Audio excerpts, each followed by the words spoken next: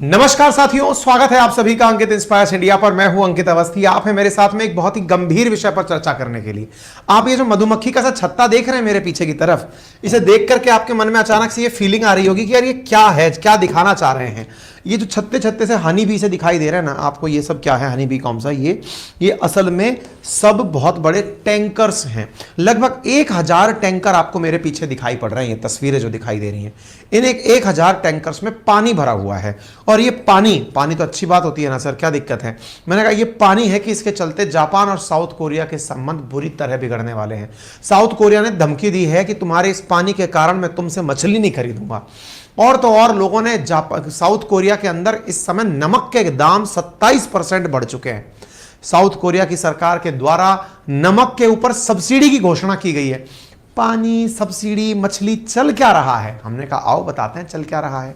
आइए साथियों, आपको यहां पर कुछ तस्वीरें दिख रही हैं दुनिया की एक ऐसी घटना साथियों जिसने दुनिया को दहला दिया था। आपको पता है धरती हिलती है भूकंप कहलाता है, लेकिन धरती पानी के नीचे भी होती है, शायद आपको यह पता हो।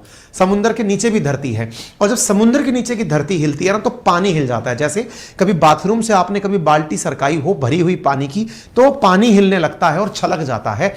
ऐसे ही समुद्र में जब भूकंप आता है और पानी हिलता है तो उसे सुनामी कहते हैं। और उस छलके हुए पानी से कई बार आसपास के क्षेत्रों में बड़ा त्रासदी मचती है। ऐसी ही त्रासदी मची थी फुकुशिमा में। मेरे प्यारे साथियों, 11 मार्च के दिन की घटना थी, वर्ष 2011 की। फुकुशिमा डाइची नाम से जगह है जापान के अंदर। ये जापान दिखाई दे रहा है। होकाइडो, होशु, होशिकोकु, क्यूशु नामक 4 बड़े आइलैंड यहां पर हैं। उनमें से आपको ये फुकुशिमा और डाइची नामक, आपको ये दाइची और डाइनी नामक 2 रिएक्टर की तस्वीरें दिखाई दे रही हैं। जापान में एक भूकंप आता है, समुद्र के भीतर आता है, सुनामी बनती है और वो सुनामी जाकर के जापान के तट से टकराती है। जब वो टकराती है तो रिएक्टर के अंदर जो काबिलियत थी वो 8 रिएक्टर के स्केल तक भूकंप को झेलने थी, क्योंकि जापान भूकंप का ही देश है। आपके सवाल दिमाग में आ सकता है कि क्या यह भूकंप को नहीं झेल सकता था? झेल सकता था, लेकिन 9 रिएक्टर स्केल का भूकंप आ गया जिसे यह झेल नहीं पाया। और झेल नहीं पाया, रिएक्टर के अंदर आग लग गई। इस पानी को जो रिएक्टर में था, इस भीषण त्रासदी के बाद उसे जापान वापस समुद्र में छोड़ रहा है। कौन से समुद्र में छोड़ रहा है? पैसिफिक ओशियन में, जो आपको यहां दिख रहा है। 2011 में जो पानी आकर रिएक्टर को बुझाया था, वो पानी 1000 बड़े बड़े कैंस में भरकर रख लिया गया, बड़े बड़े टैंक्स में भरकर रख लिया गया। वो 2011 के बाद का पानी अब पैसिफिक ओशियन में छोड़ा जा रहा है। बवाल पूरी दुनिया में है। चीन प्रतिक्रिया दे रहा है, हालात खराब हैं। आइए चर्चा करते हैं क्या है ये सारा। साथियों, ये आपको जो नज़ारे दिख रहे हैं, जिसमें आपको भीषण त्रासदी के नज़ारे दिखाई दे रहे हैं, पता ये क्या है? ये जापान का फुकुशिमा वो क्षेत्र है जहां पर कभी सुनामी आया था। सुनामी के कारण क्या विघ्न मचा था वो आपको यहां पर दिखाई दे रहा है। जहां तहां समुद्र का पानी। जापान तो वैसे भी भूकंप का देश है, दिन भर धरती हिलती है, लेकिन इतना तेज हिलेगी किसी को अंदाजा नहीं था। अगर आप मैप को एक बार समझ लें तो ये आइलैंड कंट्री जो कि बिल्कुल पैसिफिक ओशियन के बाउंड्री पर स्थित है, यह कहते हैं कि यहां पर पूरे टाइम भूकंप आते हैं। पैसिफिक ओशियन और साथ में आपको 2 देश यहां पर, नॉर्थ कोरिया, साउथ कोरिया, साथ में लगा हुआ चीन और हांगकांग दिखाई पड़ता है। यानी पैसिफिक ओशियन से आसपास के सभी क्षेत्र कनेक्टेड हैं। खबर क्या है? एक दिन पुरानी खबर है कि फुकुशिमा न्यूक्लियर डिजास्टर जो हुआ था, उसके लिए यूनाइटेड नेशंस के द्वारा जो वॉचडॉग बनाई गई, IAEA, अंतरराष्ट्रीय एटॉमिक न्यूक्लियर एजेंसी जो बनाई गई, उसके द्वारा इस पानी को रिलीज करने के लिए कह दिया गया है। इन डब्बों में जो रिएक्टर से टकराकर पानी, मतलब समुद्र से टकराकर रिएक्टर में जो घुसा पानी था, जो रेडियो एक्टिव पानी था, जिसे डब्बों में भरकर रखा गया था, इन डब्बों के पानी को, इन टैंक के पानी को समुद्र में डालने की परमिशन यूएन की एक वॉच डॉग IAEA के द्वारा दे दी गई है, जिससे चाइना, साउथ कोरिया सब लोग बुरी तरह परेशान हो गए हैं। मेरे प्यारे साथियों, यह खबर आपको 5 जुलाई की दिख रही है, जिसमें IAEA के जो चीफ हैं, यानी दुनिया में अंतरराष्ट्रीय एटॉमिक एनर्जी की जो निगरानी रखने वाली एजेंसी है, उसका जो चीफ है वो फुकुशिमा रेजिडेंट्स को यह विश्वास दिला रहा है, चिंता मत करो, पानी समुद्र में रिलीज हुआ तो तुम्हें कुछ नहीं होगा। लेकिन दुनिया भर के लोग, इवन जापान के लोग इस बात का विरोध कर रहे हैं। आप ये तस्वीर देख सकते हैं, ये सारे वो टैंकर्स हैं जिनकी तैयारी की जा रही है खोल करके समुद्र में बहाने की। इतने बड़े बड़े टैंकर शायद आपने तेल के टैंकर देखे होंगे।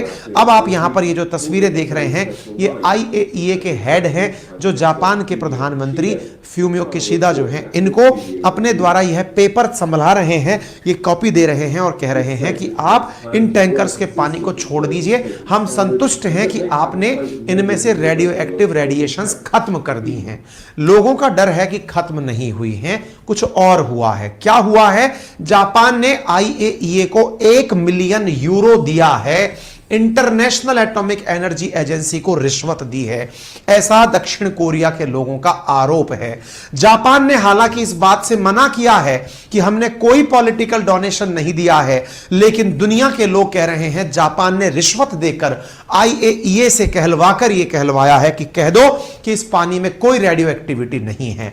हालात ये हैं कि जापान और साउथ कोरिया के नेता आपस में एक दूसरे से बातचीत कर रहे हैं कि भैया कम से कम इस पानी को रिलीज मत करो, लेकिन जापान की क्या मजबूरी है कि वो इस पानी को रिलीज किए बिना नहीं रह सकता, वो मैं आपको बताऊंगा। आपको जानकर आश्चर्य होगा कि जापान के खुद के जो लोकल रेजिडेंट्स हैं, नेटिव लोग हैं, वो तक विरोध कर रहे हैं कि अरे पानी मत रिलीज करो, हम लोग मछली खाकर जीते हैं। जापान में तो मछली का उत्पादन, क्योंकि वहां पर गर्म और ठंडी जलधाराएं आपस में मिलती हैं, तो बड़ी मात्रा में मछली का उत्पादन होता है। आप वहीं पर अगर इस प्रकार से ये न्यूक्लियर रिएक्टर से निकला हुआ रेडियो एक्टिव पानी डाल देंगे तो वो मछलियां हम कैसे खाएंगे, हम भूखे मर जाएंगे। लेकिन जापान की सरकार की ऐसी क्या मजबूरी है कि वो रिएक्टर का पानी डाल रहे हैं, जबकि लोग भूख के मारे बेचैन हो रहे हैं कि हमारा क्या होगा। साउथ कोरिया ने साफ मना कर दिया है कि यहां की मछलियां अब हम नहीं खरीदेंगे। लेकिन आईएईए है, जिसके आईएईए के ये जो डायरेक्टर है राफेल मैरिन ग्रोसी, ये तो खुद नाव में सवार होकर के इस रिएक्टर के सामने से अपनी नाव ले जाकर दुनिया को विश्वास दिला रहे हैं कि हमने इस पूरे पानी को चेक कर लिया है, कोई दिक्कत की बात नहीं है, हम यहां पर पूरे टाइम प्रेजेंट रहेंगे, उस पूरी प्रक्रिया को देखेंगे, बाद में भी पूरी प्रक्रिया को हम जज करेंगे, एंड में जो परिणाम निकलेंगे हम उससे आप लोगों को अवगत कराएंगे।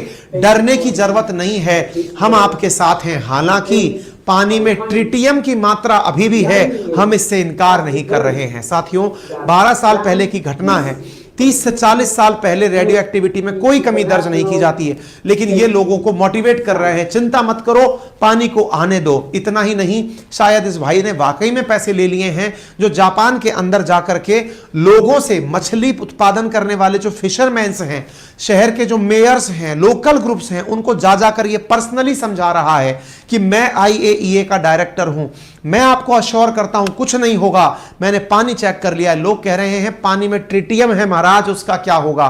बोले ट्रिटियम डब्ल्यूएचओ की जो मात्रा के अनुसार, जो कमिटेड मात्रा है उसके अनुसार है। बोले वो डब्ल्यूएचओ तो खुद बिका हुआ है, चीन ने खरीद लिया था कोरोना के टाइम पर, तुम ऐसे मत करो यार।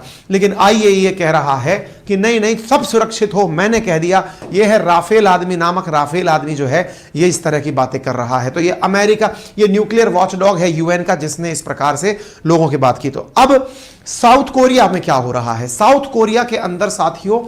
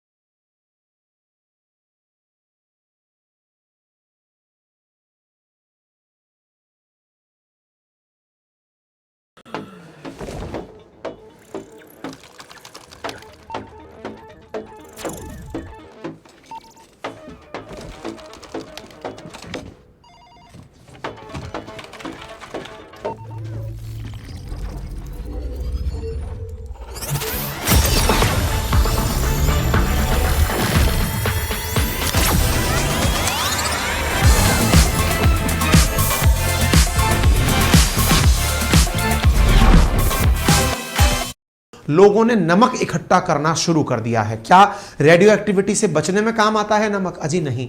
गांधी जी याद है दांडी यात्रा करके क्यों गए थे? ताकि नमक बना करके नमक कानून, नमक सत्याग्रह कर सके। साथियों, वो नमक समुद्र के पानी से बनता है। साउथ कोरिया में भी ऐसे ही बनता है। ऐसी स्थिति में लोग, क्योंकि समुद्र में थोड़े दिनों बाद रेडियो एक्टिविटी की मात्रा बढ़ने वाली है, इसलिए साउथ कोरियन लोग नमक खरीद खरीद के घरों में रख रहे हैं, क्योंकि यह पानी निकलते ही साउथ कोरिया भी पहुंचेगा और उस पानी में रेडियो एक्टिविटी होगी। इस वजह से कोरियाई लोगों को जो सबसे ज्यादा टेंशन हो रही है वो नमक की हो रही है, इसलिए वो पैनिक बाइंग कर रहे हैं, डर के मारे खरीद कर रख रहे हैं। अंदाजा इस बात से लगा लीजिए कि नमक के दाम 27% बढ़ गए हैं। सरकार ने नमक सस्ता करने के लिए सब्सिडी दी है।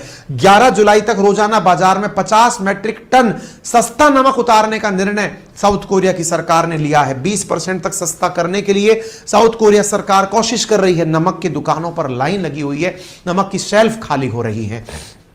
पानी छोड़ने के लिए 1 हफ्ते में परमिट मिलने की पूरी उम्मीद की जा रही है। अगर माना जाए तो 2021 से ये जापान पूरी कोशिश कर रहा था कि किस प्रकार से इस पानी को छोड़ा जाए, लेकिन फाइनली वो जीत गया है। आपको याद होना चाहिए दुनिया में 2 ही भीषण हादसे हुए हैं। बड़े हादसे कई हैं, लेकिन उनमें जो सबसे बड़े हादसे हैं उनमें फुकुशिमा हादसा और चेरनोबिल हादसा प्रसिद्ध है, और ये दोनों ही इस समय भी सुर्खियों में है। ये यूक्रेन संकट के कारण और ये अब जापान के कारण। दिमाग में बनेगा कि ऐसा क्या हुआ था। साथियों, 9 रिएक्टर स्केल का एक भूकंप आया था। उस भूकंप ने समुद्र के नीचे जो भूकंप आया था उसने समुद्र के पानी को हिला दिया और सुनामी ले आया। सुनामी का ये जो पानी है, ये तोहोकू क्षेत्र जो है वहां पर पूरी तरह बर्बादी फैला दिया। 1 लाख से ज्यादा लोगों को विस्थापित करना पड़ा। समुद्र से निकला पानी जब ये फुकुशिमा प्लांट में पहुंचा तो 12 से 14 मार्च के बीच में यह 1 से 3 बार रिएक्टर नंबर में धमाके हुए। अलग अलग रिएक्टर्स में धमाके हुए। कूलिंग चैंबर्स काम नहीं कर पाए और वहां पर न्यूक्लियर जो मटेरियल है, फिजाइल मटेरियल है, वो पिघलना शुरू हुआ।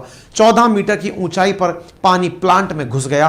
रिएक्टर्स में धमाके होने लगे और वो पानी कुछ इस प्रकार से समुद्र से चल करके रिएक्टर की तरफ आया था। आप सोचिए, इसी पानी को इन टैंकों में भरकर रखा गया है। रिएक्टर में लगी आग को कंट्रोल करने के लिए हेलीकॉप्टर के ऊपर से पानी डाला गया। समुद्र में जहाज कर करके खड़े पानी डाला गया। ये रिएक्टर तैयार था 8 रिएक्टर तक का झटका झेलने के लिए। 9 रिएक्टर का भूकंप आ गया था। जो ये रिएक्टर 1971 में बना था, इस रिएक्टर ने इतने बड़ी भूकंप की कल्पना नहीं की थी और ये पूरी तरह इसके कारण बर्बाद हो गया। हालात ये हुए कि लोगों की बड़ी मात्रा में मौत हुई। इस हादसे के अंदर कुल 19,500 लोगों की मौत हुई। 20 किलोमीटर के क्षेत्र में भूमिगत पानी में रेडिएशन फैल गया। फल सब्जी में खतरनाक केमिकल मिल गए। आयोडीन 131 की मात्रा खतरनाक स्तर पर पहुंच गई। थायराइड कैंसर लोगों में बढ़ने लगा। 20 किलोमीटर से लेकर 30 किलोमीटर तक के दायरे में लोगों को खाली कराकर दूर भेज दिया। यह दुर्भाग्य है परमाणु का, जापान का, कि वो पहले हिरोशिमा नागासाकी देख चुका है, फिर उसने फुकुशिमा देखा, उसके साथ में ये सारी मुसीबतें देखी। इस पानी को एकत्र करके फिर 1000 टैंकों में स्टोर किया गया। इस पानी को टोक्यो इलेक्ट्रिक पावर के द्वारा स्टोर करके इसकी रेडियो एक्टिविटी को धीरे धीरे खत्म किया गया। इसमें इतना पानी है कि 500 ओलंपिक साइज के स्विमिंग पूल भरने के लिए वो पानी काफी हो सकता है।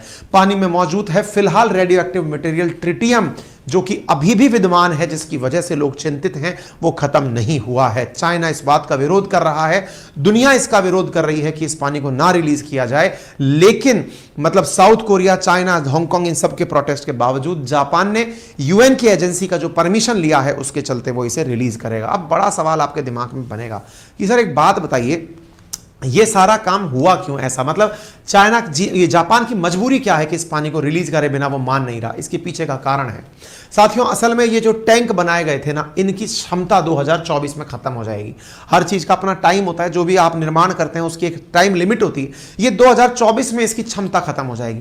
तो 13 लाख मीटर का जो पानी है ना, क्यूबिक मीटर जो पानी जिसमें जमा है, वो असल में 2024 में इस टैंक की क्षमता खत्म हो जाएगी। टैंक होल्ड नहीं कर पाएगा, पहली बात।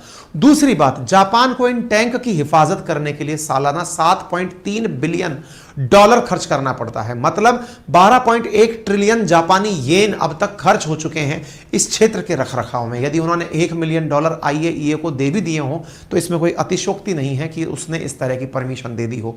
इतना खर्चा जापान का ऑलरेडी होता है, इस वजह से यह सारा काम जापान कर रहा है। बड़ा सवाल, क्या इससे भारत पर प्रभाव पड़ेगा? निश्चित ही प्रभाव पड़ेगा, क्योंकि दुनिया के सारे समुद्र आपस में कनेक्टेड हैं। लेकिन देखना होगा कि वो प्रभाव कितने दिनों बाद आता है। और समुद्र में जब इतना पानी मिलाया जाएगा तो उसकी वजह से तत्काल प्रभाव तो नहीं, लेकिन ऐसी हरकतें दुनिया के और देश भी करने लगेंगे जिससे ओवरऑल मैसेज दुनिया में गलत जाएगा और उसका नेगेटिव नुकसान देखने को मिलेगा। आपकी क्या राय है जरूर कमेंट बॉक्स में बताएं। चैनल पर नए हैं तो चैनल को सब्सक्राइब करना बिल्कुल ना भूलें। अपनी राय जरूर रखें, साथियों से जरूर साझा करें। चैनल को लाइक शेयर सब्सक्राइब करना बिल्कुल ना भूलें। हमारा अपना एप्लीकेशन है अपनी पाठशाला के नाम से, जो Google play store, Apple store और iOS पर उपलब्ध है, जहां जाकर आप पूरी तरह हमारी क्लासेस की डेमोज देख सकते हैं। हमारी क्लासेस फिलहाल तो अब सेल होना बंद हो गई हैं, लेकिन फिलहाल के लिए आप वहां पर हमारे फ्री